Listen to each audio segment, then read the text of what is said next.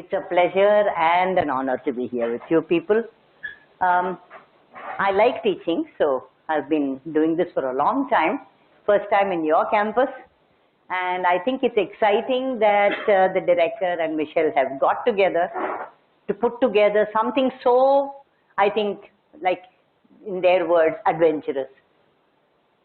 For me, it's been a long journey. I've been at this from 1982.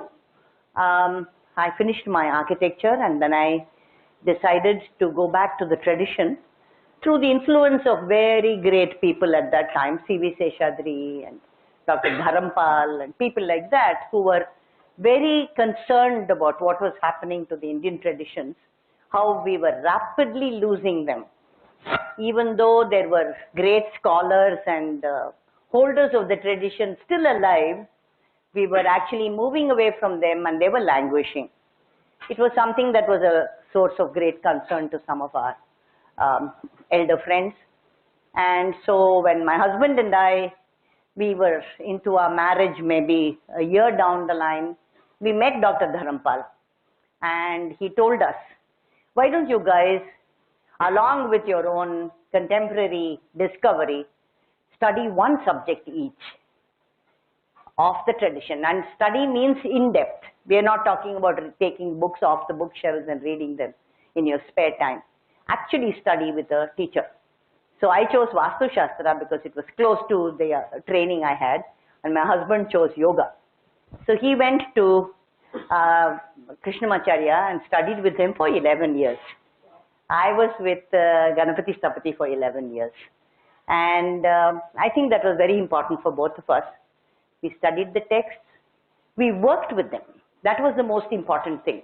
Because the texts, as I will be explaining to you in greater detail, the texts themselves, though Michelle was talking about the systematizing of knowledge, which is a very old Indian framework, the texts themselves need a certain knowledge to be able to uncover them, to unravel them. You need a code. Just like, I have met a lot of Sanskrit scholars who keep saying that the Vastu texts are a little enigmatic. I keep telling them, you don't ask an English professor to translate a book on physics, for God's sake. You need to have a background on the science. Don't be absurd. Don't get caught with the names or the usages and insist upon giving a grammatical meaning to a statement which is actually a technical term which was used in the field for a particular process. So I think this is something that we have lost also. The code to be able to break open some of these technical texts. The only way is actually to go through the hard process of learning with a teacher. Only then you can crack the code. Because this is known as paribhasha. The paribhasha is a very important part of the technical text. You need to know what some of those words stand for. Like ekam in Sanskrit doesn't just mean one. Ekam also means Brahman. It also means the number one. So when they are talking about, particularly in the mathematical parts of the text, they will give you a formula which is a product of two numbers and then divide it by such and such a number and so on. All of them will not be written like a formula with numerics. It will be written in words. And each of those words will stand for a number. So unless you know, it will be gibberish. Why is he saying this? Why is he putting these four names together when actually it means nothing? But it's not Sanskrit there, it is numbers. So there is a certain way in which you need to approach this. I'm not a Sanskrit scholar, like I was telling him. I'm not a Sanskrit scholar. It was not necessary for the Sanskrit texts of the Vastu Shastra to know Sanskrit as a language. You needed to know the words that would reveal the deeper meanings for cracking numerical values, formulae for understanding ratios and proportions. Okay, so let me get that out of the way. So it's very important when you try to understand any traditional system, just like you need to go through a refresher course or an introduction course if you're going to do thermodynamics. I can't just walk into a lecture hall and understand the subject just like that. To understand any traditional subject, you need both the theoretical framework, which needs to be explained. What is the framework like? What are these words meant for? What is the primary methodology through which the subject has to be understood? So it's almost like giving you a dictionary of nomenclatures. And then you also have to be guided into seeing where is its application in the field.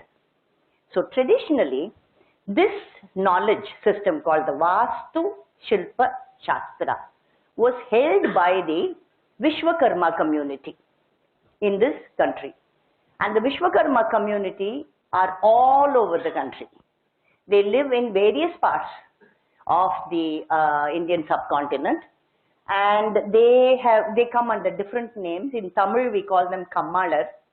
In Kerala they are called Tacha, Peruntacha, and they are called Panchalas in Punjab, and so on.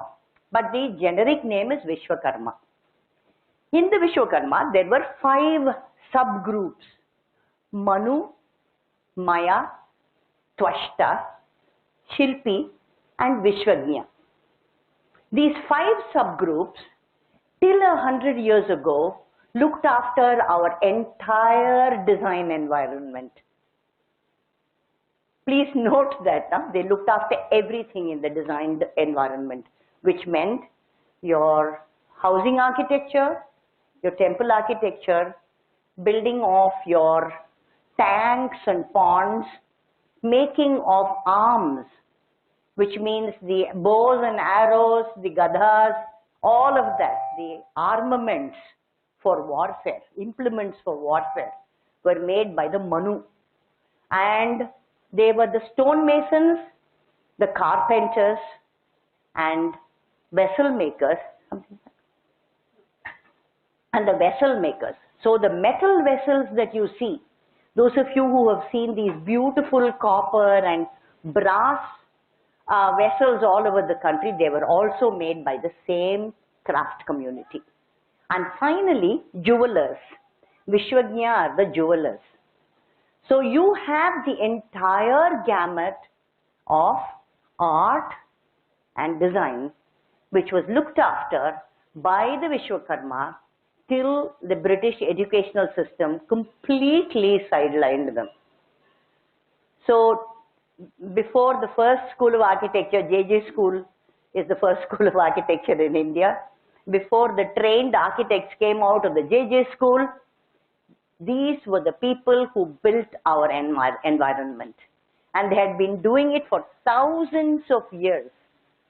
The fact that in 100 years, we have completely forgotten the history of our great building and the capacity to understand geometry, understand trigonometry, understand weights, engineering marvels. Like if you look at the Brihadishwara temple in Tanjavur, you'll realize that this is an engineering marvel.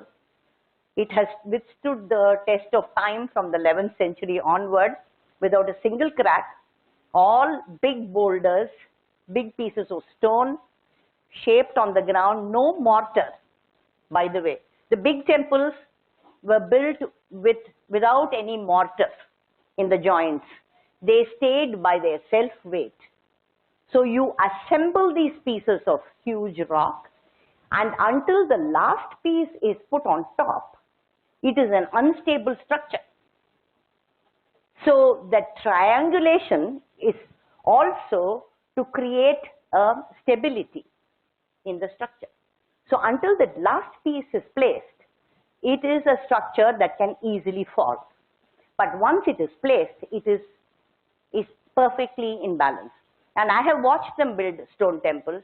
I did a complete analysis of how they did the stone temples. Every part of it is done with the simplest tools you can think of. No complex machinery. Pieces were lifted by using short metal rods of only this length, what they call 1 muram, just this length. They knew exactly where to apply the fulcrum, and the rocks will dance. I have seen it happening. It just bounce all the way. So these were people who understood their material, and they used the simplest technology you can think of to find the surface between two rocks for bonding. They used to use this green paste of a certain kind of leaf, which remains very green. And when you put that on and place the other one for bonding, wherever there are little ups and downs, the green will not apply, you know. It will go into the cavity. So they will plane that. It is so simple. How domes are built with a rope. You use counterweight of a brick hanging on the other side, and you draw each course is drawn, and then you do the dome. So I helped construction in Kerala, in Karnataka, using this traditional method for dome building, and it's so perfectly simple. So this kind of what we will call appropriate technology is something that I think we need to reinvest in, because it comes from a simple understanding of your environment. One of the most important things for you people to understand, today's idea of Vastu is a very, very complex phenomenon that has crept in long after I got into this field. In the 90s, it became fashionable for people to call themselves Vastu experts. And by and large, they were actually Jyotisha people. People who had astrological backgrounds jumped onto the bandwagon of Vastu for making money. It is the first beginning of this, I think, unfortunate occurrence, because today, after 25 years of it being in the field, people are beginning to be very sick and tired of being told that if you do this, if you lose your eyes, or your marriage will break, or some nonsense. So by and large, this new idea of Vastu is something that I need to address. Maybe not now, in the second hour when we are doing some question answers. But please note, this is not what the texts have put together. The texts are purely design and application, field application. And they come rooted from an understanding of nature, where the breeze direction, the nature of the soil, the kind of growth of the plants and the trees, flora and fauna. In fact, the first chapter of every text on Vastu starts by saying the sthapati will have to go to the land under consideration, whether it is for a town or a village or a individual building or a temple. He has to go there and stay overnight in that place to observe the natural phenomena. And in fact, they even say, ideal is if you go through an entire year and watch the seasons. And traditionally, the directions are based on the gnomon, Shanku. It is not based on your compass. They did not use the compass at all in the Indian tradition. It was always with the sundial. So with the sundial, you created perfect east first. And only then the north-south line was drawn. So the whole thing of the compass today is a shortcut, because the difference between the sundial north and the compass north is 12.3 degrees. So it's very different. It's absolutely different. And the compass, using of the compass with the magnetic direction comes from China, Feng Shui. So most people have adopted that because it's easier. Today we don't set up a sundial. So many of these things, people are passing it off as tradition and saying that you shouldn't have a toilet here, you should have a toilet here. Toilets were never allowed inside the house. Till 150 years ago, toilets were always an outside block. It was never part of the house.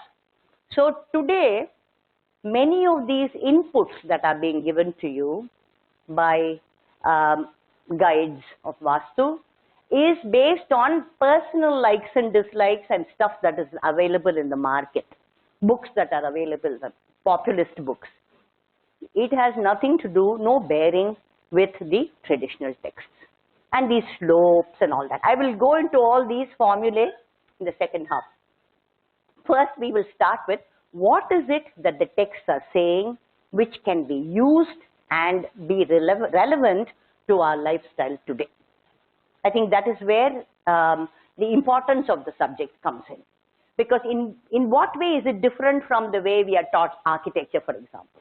In the schools of architecture, we are taught architecture which is based on a Western syllabus, more or less fashioned in England and then taken all over the world. By and large, it's an English model. And then there is another model which is the Italian model. So you have these two. Italian model comes from the early periods of European history when the orders of architecture was written and so on. So there is a scale, proportion, aesthetics which is very European, very English in its background. We have adapted it, which is why we have buildings that are built without chajjas and so on, which has become the new aesthetic, which has taken over all of India, which may not necessarily be appropriate for our climate, for our lifestyle, and for our cultural background. Okay, so having said that, what was it that the Vastu Shastras are saying which is so strikingly different? Okay. Can I write somewhere, you think? I'll just write a few words which might be important for you people to bear in mind. There are 3 words.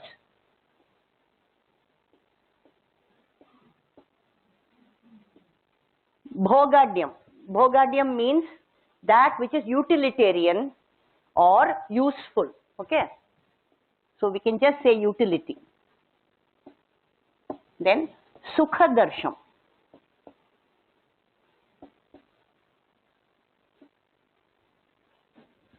Actually means visual delight, but it also stands for all aesthetics.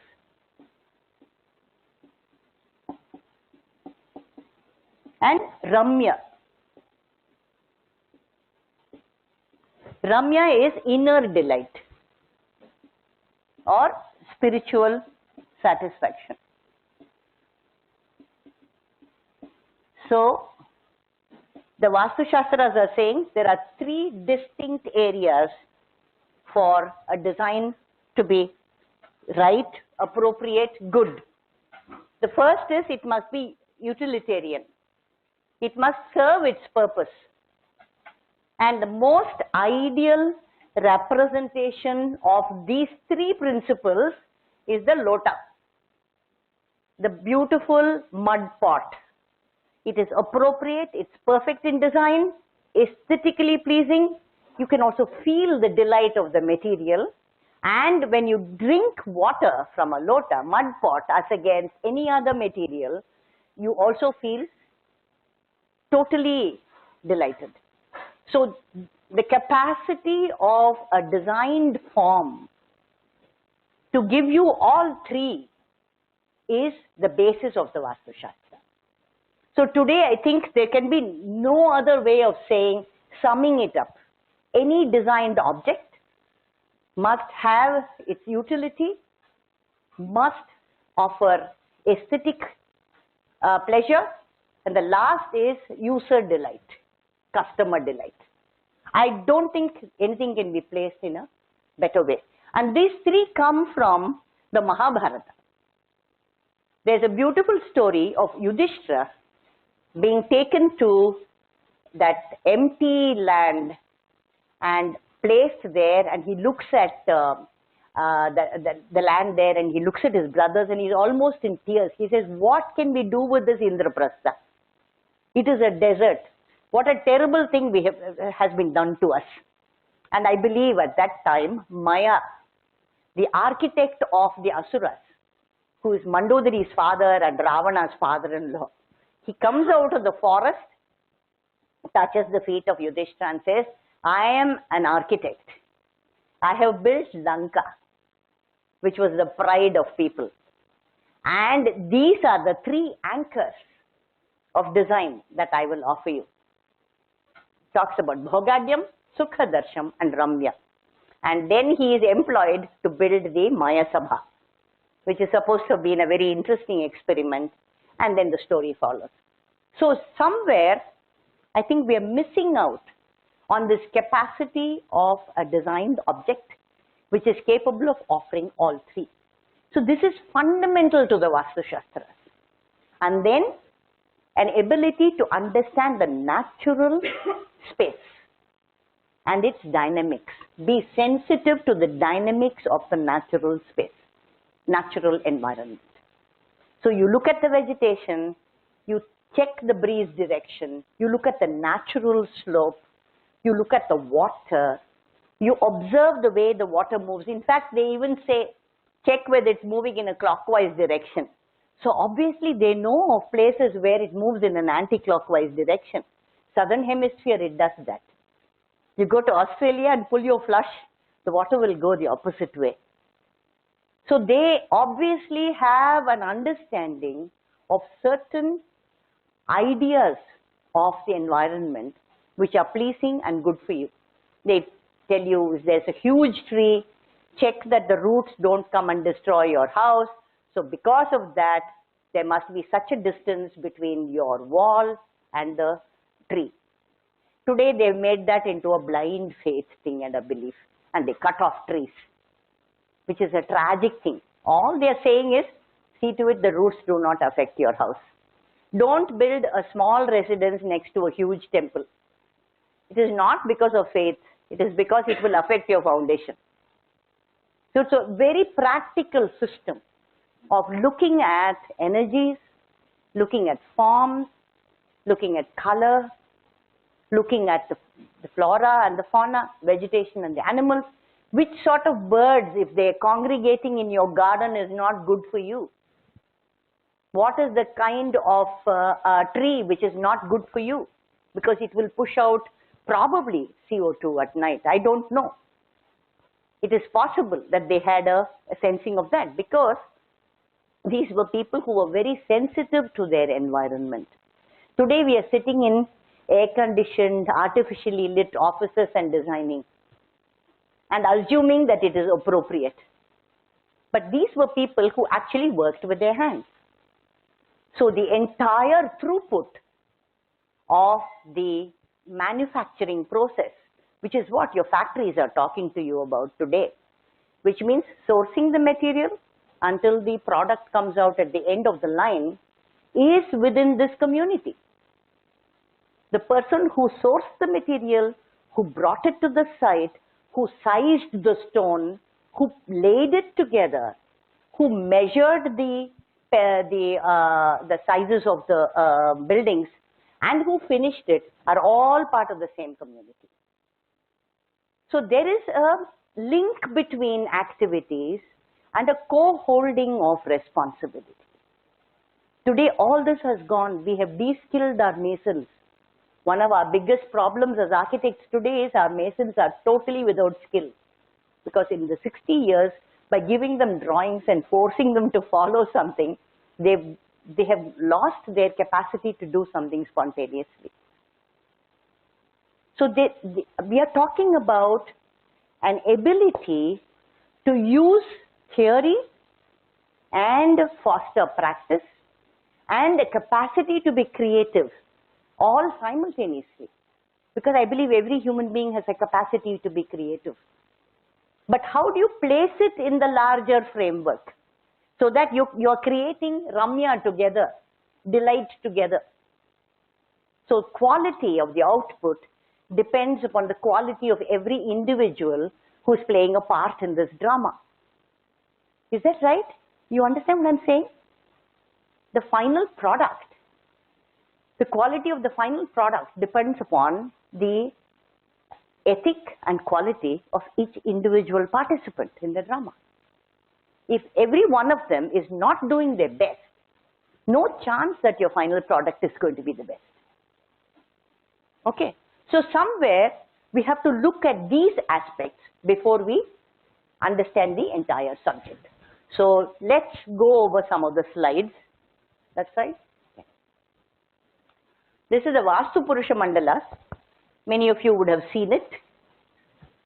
It is there. No, the lights. It's okay. You need to put off some lights. Lights? You don't need lights. Okay. The Vastu Purusha Mandala speaks about the energy within the soil. That the energy within the soil is called a Purusha. Everything is called Purusha in our tradition. Mahapurusha, which will be the Purusha of the environment. Vastu Purusha is the Purusha of the soil. So it's seen as an energy which, when you look at with compassion, when you look at with respect, will work with you. So the Vastu Purusha, the story is that he was a monster created during one of the yagas of the celestials, and he became very, very violent. So the gods sat on his back on the earth and subdued him.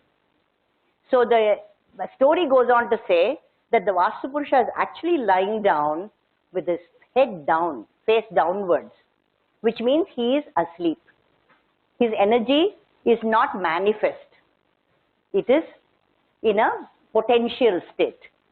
So you are supposed to do this Vastu ceremony of the pujan, calling upon all the gods sitting on his back, and then he turns over.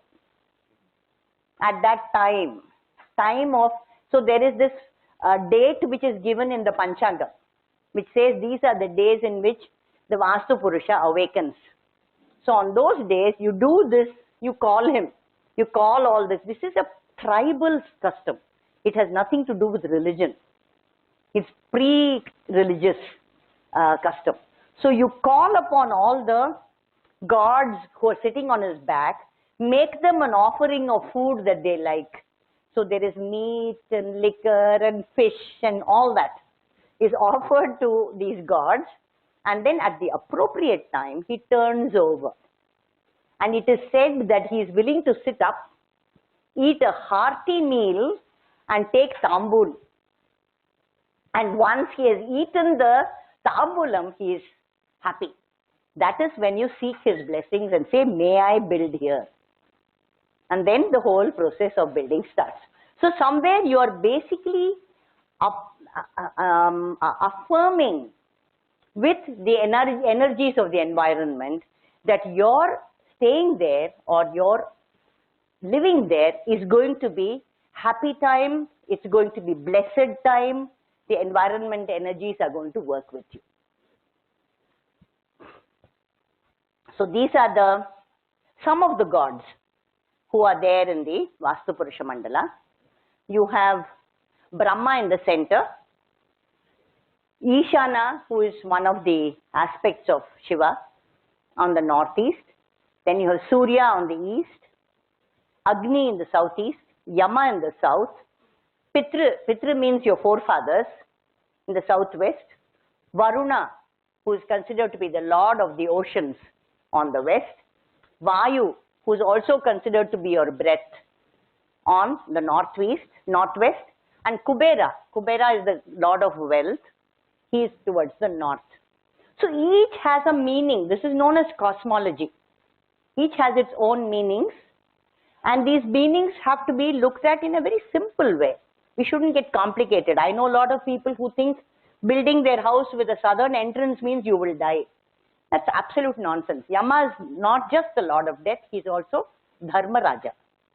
So facing to the south means accepting a certain dharma in your life. It's supposed to be a very powerful direction.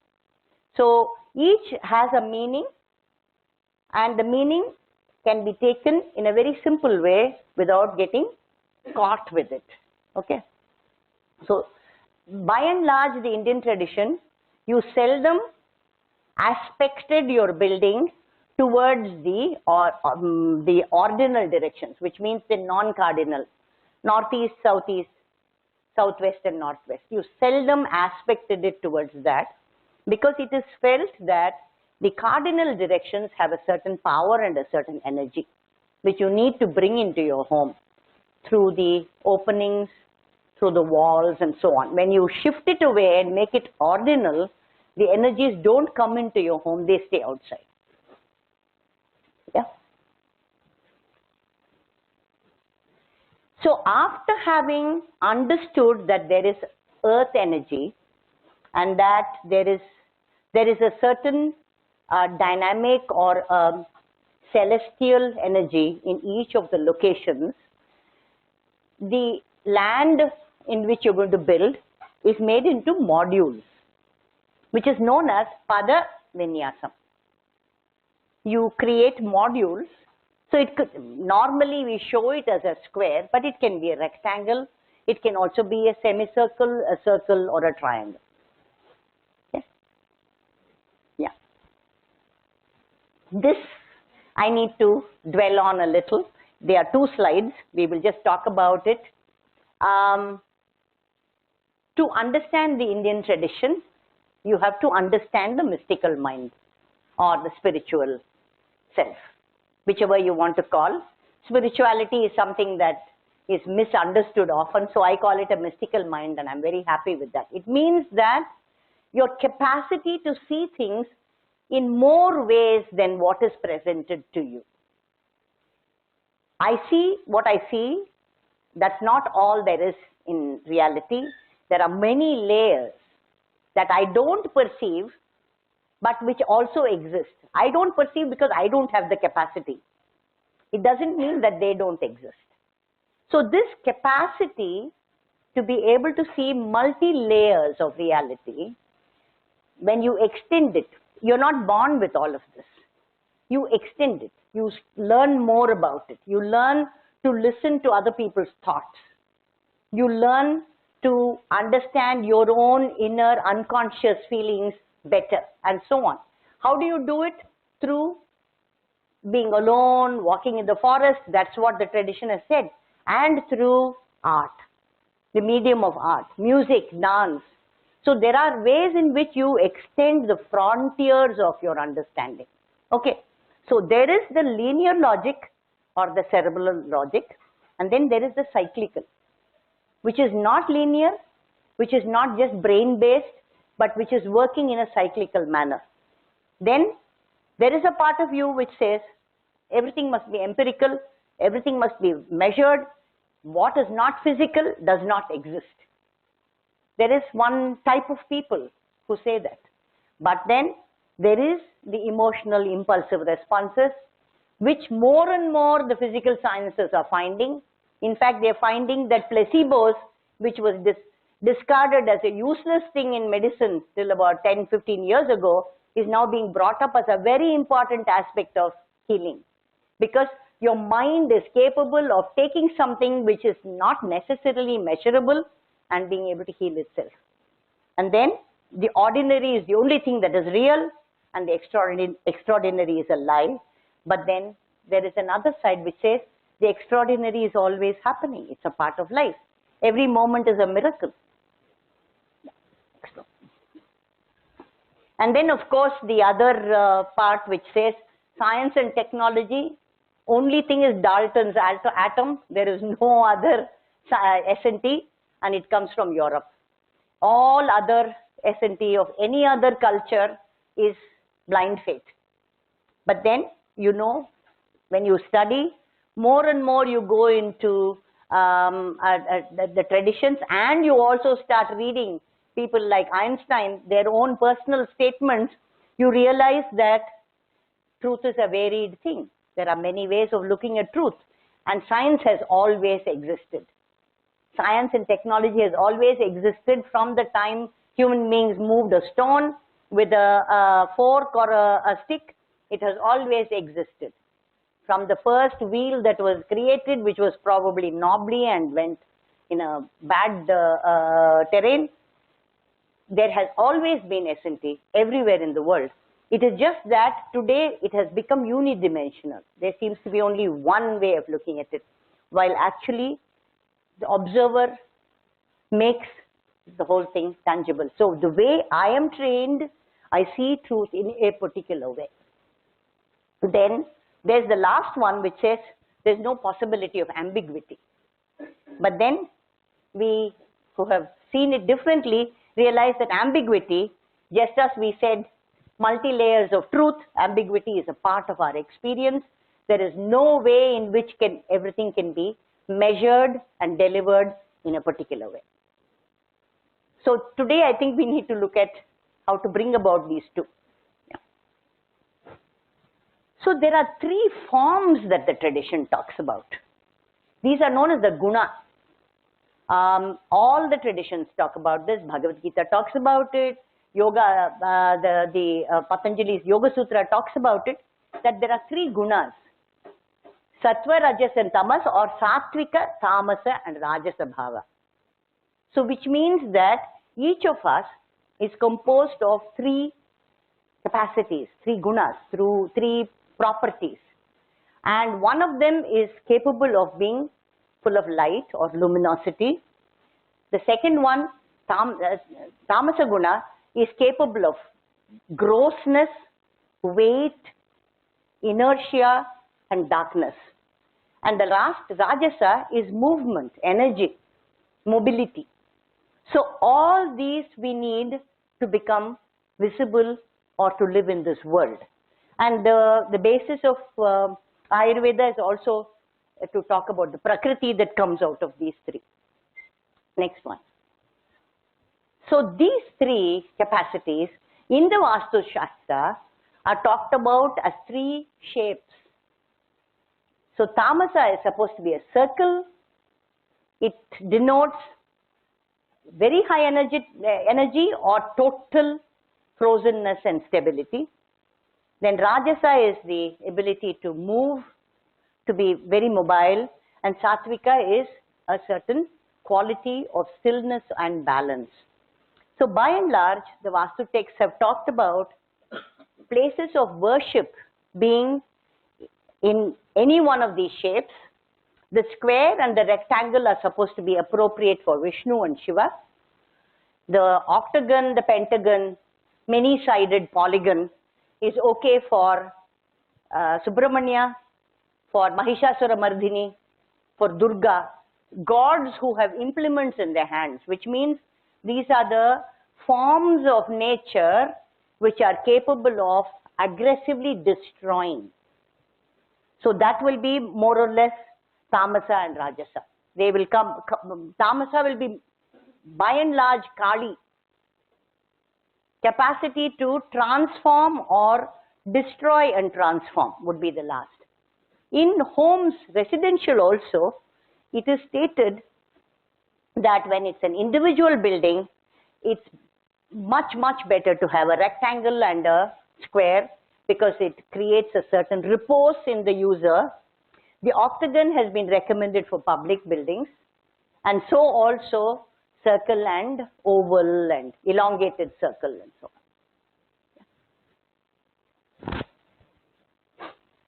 So I'm sorry, it's a little light. Maybe with the lights off, you can see it better. Anyway, the same concept of the Padavinyasa or the modular division, a temple is laid out. And this is where I think when you see the film also of the Shilpi Speaks, you will understand it better. That the Vastu texts are basically saying that everything is a manifestation of rhythm and order, of geometry. So sacred geometry is a very important aspect of Vastu Shastra. So there are these lines of energy that flow through your space, your built space. The north-south and the east-west axis are called, east-west is known as the Brahma Sutram.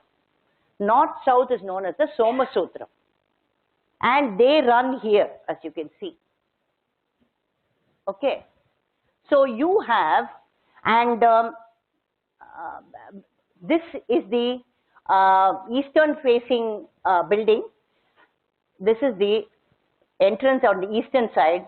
Normally the convention, Western convention is to put the north on top. The Indian convention is to keep the Brahma Sutram, which is east-west, top and bottom. Yeah. So I've used the traditional convention, and this is the main square. This is the extension. The main square is within which the Garbhagriha is placed. Everything else is an extension or an expansion of the main square. So this particular unit is known as the Prakara Bijam, which means the seed of the Prakaram. Prakaram is the built space. So that seed is supposed to grow into the entire complex. The concept of modular architecture starts from here. So you can see that in a three-dimensional form. This is Tiruvannamalai. You can clearly see the demarcation of the lines, and the location is always based on multiples of the Prakaram. Size of the Prakaram, of the Garbhagriham. Garbhagriham is A, then the entire Prakaram will probably be 7A by 14A, 15A. Yeah. So this becomes your temple's elevation. Before the ornaments are placed, as you can see, everything is a rhythmic movement. In fact, there's a lot of arithmetic involved here. So those people who are into arithmetical algorithms will realize that everything is actually, supposing I divide this into 8 parts, then I'll take the smallest module, 1/8 of it will be multiplied to get me this height, and this will be a part of that, probably half of that. The next layer again is divided into 8, and I reduce it. So every layer is reduced appropriately in a very, very arithmetical reduction. You can see that. And this unit, which is known as the Koshtam, Karnakudu, is actually the same form in miniature. Here the philosophy of the Jivatma and the Paramatma is extended. This becomes the individual, and that becomes the Paramatma, the whole. So everything arithmetically is actually playing with the philosophy in an arithmetical or an orderly manner. And it is said that when this is done in this orderly manner, it is possible for you to go into that space and have a out-of-body experience. So this is the Mamallapuram or Mahabalipuram, the shore temple. So here also you can see the rhythmic clustering. Maybe if you show the next one, yeah. Here you can see the rhythmic clustering. What I told you, this unit and the entire are in balance. It is a visual harmony that is being created.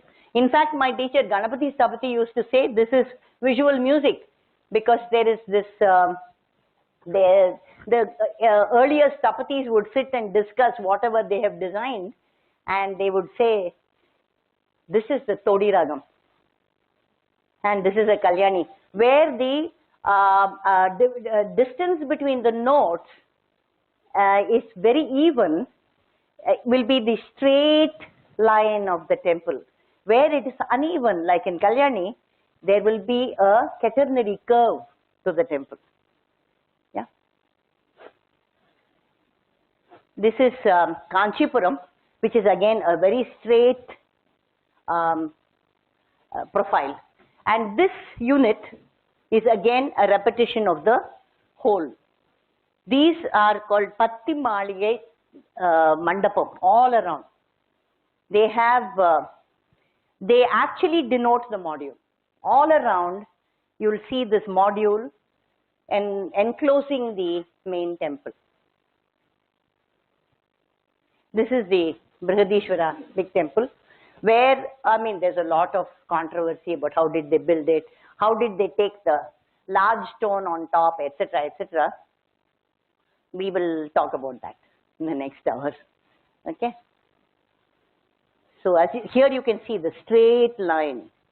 And we are talking about a time when they didn't make models.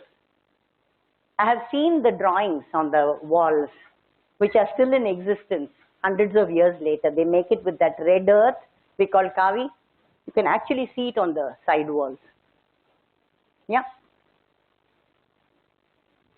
So you have other materials that were used. This is in Bengal, where they use terracotta facing to create the aesthetics. I just want to show you a few examples. Similar kind of rhythmic order can be seen. See the height, the width and the height is always in proportion. So you had equal width to height, 1:1, 1:1.5, 1:1.25, or 1:3/4. It could be here, as you can see, the width is greater than the height. So everything is arithmetically laid out. Yeah. This is the Tanjavur temple, the Gopuram. This is one of the first incidents where the entrance Gopuram becomes short, the Garbhagriham becomes taller. That was a game that the Chola period that they played with. Yeah. This is Gangekonda Cholapuram, which is close to Tanjavur. Here, can you see the quaternary curve? This is not straight. But that is because these courses in the middle, the reduction would have been more. And then they would have made the same reduction again. So it creates that curve there. So they call this the feminine Vimanam and that as the masculine Vimanam. Yeah. So the whole thing, when it became the Central Indian, the schools, there are differences, but by and large, the representation is of Meru, the mountain, the celestial mountain on which the gods live. So by and large, everything, every temple is a representation of the mountain of the Devas. We can just quickly go over some of them. This is, of course, those of you who are from Orissa, some of the most exquisite carvings. But here also, if you notice, there is a certain proportion that is created width and the height. Maximum width and height they have talked about is 1:4. Konark. There are people who will be coming and talking to you in greater detail about it. So now we come to residential architecture. This is the Padmanabhapuram Palace entrance, Kerala, where the mixture of materials. Then, yeah, okay.